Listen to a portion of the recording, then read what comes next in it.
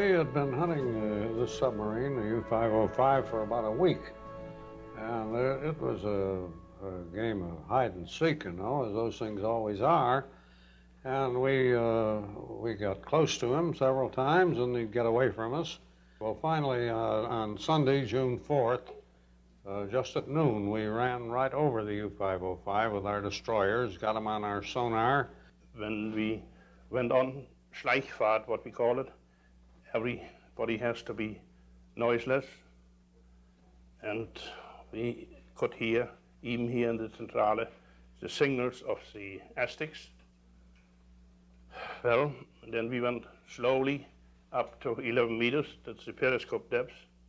I went up to the conning tower and threw the periscope out, and I saw 5 destroyers around me, a very good position, and perhaps 10 or 12 aeroplanes in the air, and far off a carrier. And then we fired 2 torpedoes and went down as far as we could. But I think in the clear water, the aeroplanes could see us very good, the shadow at least, and so they spotted that point with gunfire, and the destroyers had it easy to go across this line and place their depth charges, and they placed them good. Depth charged them, shook them up very badly, and forced them to surface. After a couple of seconds, everything was falling out. You see, if you are hit in a boat with depth charges, everything is shaking in here. No, the electric light was out, and the deep controllers fell out, and we only can guess how deep we were. I figure about 220, 230 meters. So we blew on and came out of the water like a cork because we couldn't control it. Now I was the first one out of the conning tower, and saw the situation. Still the 5 destroyers around us and a couple of machines in the air, and they were shooting at the boat. And I gave the order, everybody out of the boat, sink the boat, and this order was repeated by the chief engineer. Captain Lange gave the order to abandon ship and scuttle. And as his boys were going overboard, ours got aboard, and we were very lucky indeed. We got aboard just in time to close the scuttling valves and keep her afloat. I think they didn't open the valves enough, and not fast enough, and as I understood, the forward tank didn't float correctly. And I took her in tow and brought her to Bermuda.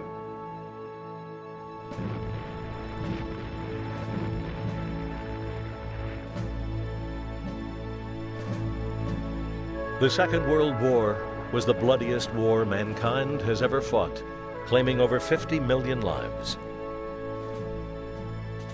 In places, it brought out the worst in human nature, and in places, the best of the human spirit.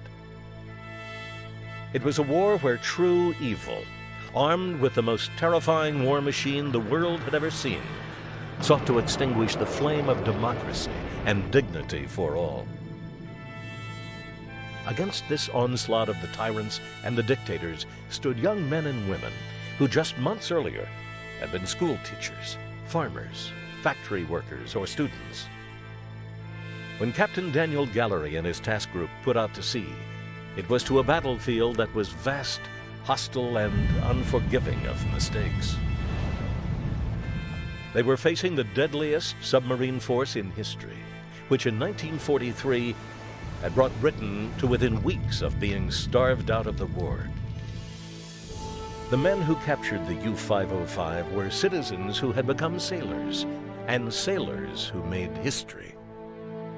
In the end, the war was won, not by generals and admirals, but by countless acts of individual courage and sacrifice. We may never know all the names and all the moments of bravery and heroism that history failed to record, but we will never forget the freedom they won for us. In the waning days of the Battle of the Atlantic, the fight became a rout, with most of the feared U-boats joining the 4,500 ships they had sunk in their unmarked, watery graves. The German High Command never knew that its U-boat had been captured, something that would have immediately made them change their codes and tactics. The U505's crew would spend the remainder of the war as secret prisoners in an American prisoner of war camp. Not even the Red Cross knew they were there. In Germany, believing the boat to have been destroyed, the Kriegsmarine notified their families that they had been lost at sea, killed in action with Allied forces. It was only late in 1945, when the war was over, that they had what must have been the happiest surprise of their lives. The Americans notified them that the crew had been saved, and the sons, husbands, and fathers they thought were lost returned from their final cruise. From the rubble of its cities, Europe rebuilt democracies where dictators had once ruled. And 20 years after the war, Captain Gallery, now Admiral Gallery, and the skipper of the U505, retired Captain Harold Lange, met once again, this time as allies. It was a tribute to the power of reconciliation and to the hope that never again would our two nations send their young men to face each other in ships of war.